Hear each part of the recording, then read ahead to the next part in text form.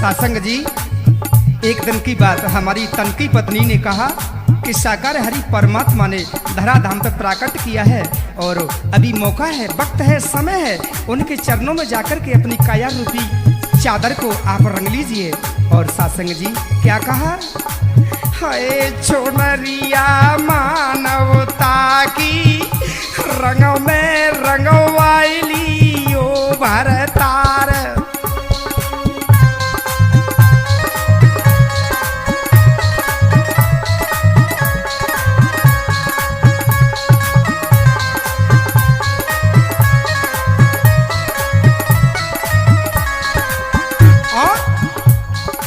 काम और करना प्रभु के चरणों में।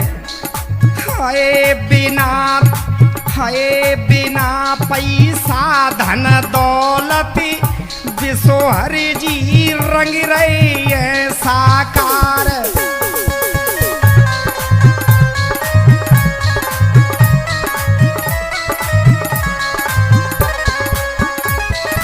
हमने कहा उनसे, मैंने की आप ये तो बताओ हमारी चादर कैसे गंदी हो गई? तो उन्होंने बताया, हाय लाल लीले पीले से चुनरिया हो गई झल्लरदार। बहुत अच्छे बेटा। और बताने लगी, हाय एक रंग मानवता को रंग में रंगवाइली ओ भरतार।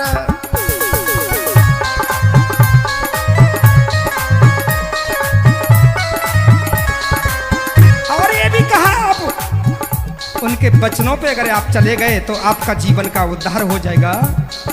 हाय वचन विश्वहरि के मानो जानो पहचानो तुम भरतार।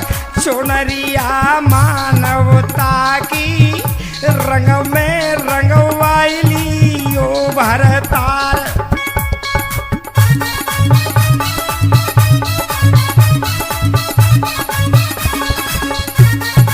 बहुत अच्छे।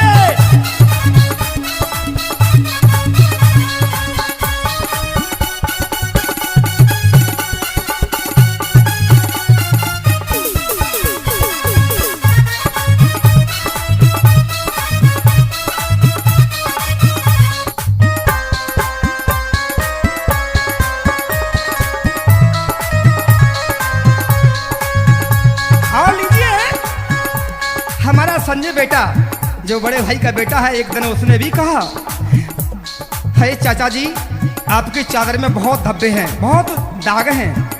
और कहा है दाग धब्बे चूनर में जीवन में लग गए 5-25।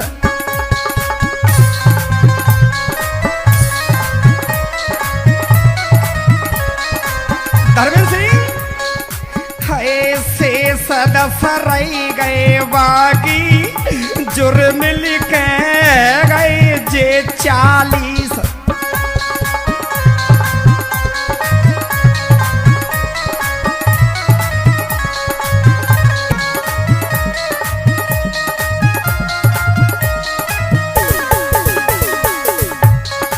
हाय मोल मिलवे की नाने, हाय मोल मिलवे की नाने चुनरिया साजन पल्लूदार। चुनरिया मानवता की रंग में रंगवाइली ओ भरतार।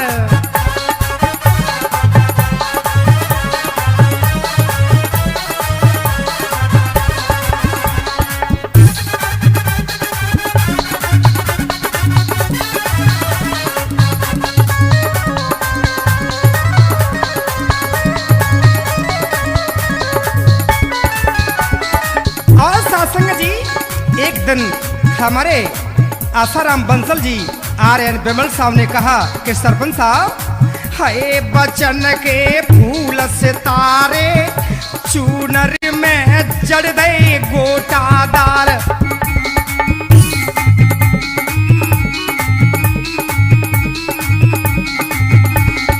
साकार हरि प्रभु ने रूपी चादर में हाय बचन के फूल सितारे विश्वहर ने जड़ दे गोटादार प्रभु के भक्त निराले खाड़े बैठे सेवादार।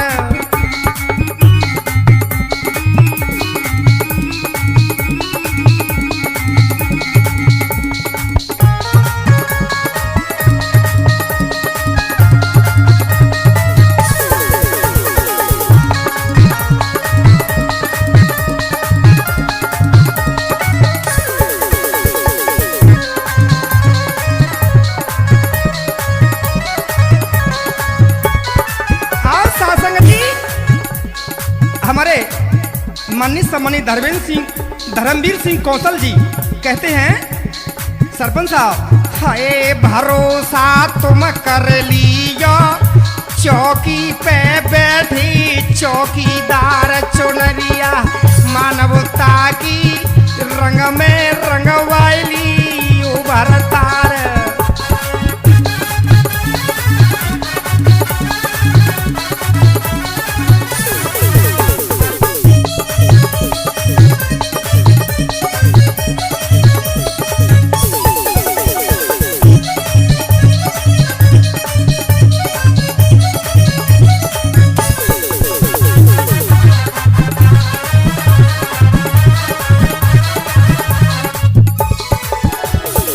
शासंग जी हमारी तनकी पत्नी ने फिर कहा आए छपे जामे मोर पपैया मोयना सुहावे बारतार।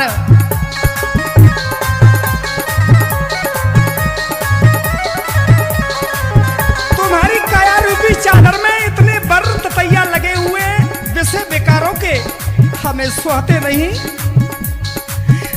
छपे जामे मोर पपैया मोयना सुहावे बरतार और आए लगे जामे बर्रत तैया चूनर के मोती झर गए हार।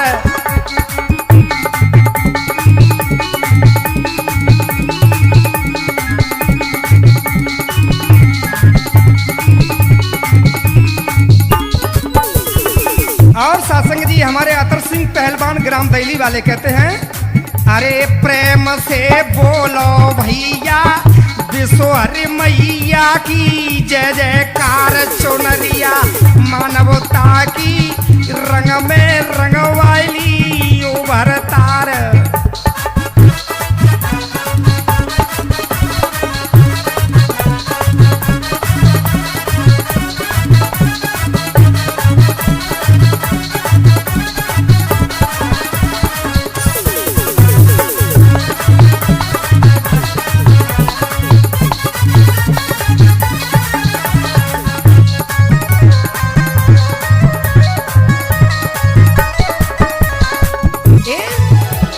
शासंग जी हाय प्रभु कृपा कर दिया चूनर के छूटे इनके दाग।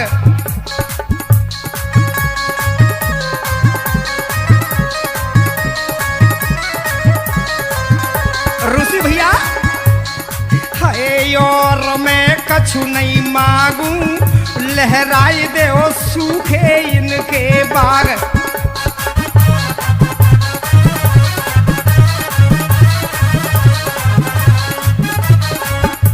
शासंग जी है चरण में चित्त लगो रे इतनी कृपा करी दियो साकार चुनरिया मानवता की रंग में रंगवाली उभरतार।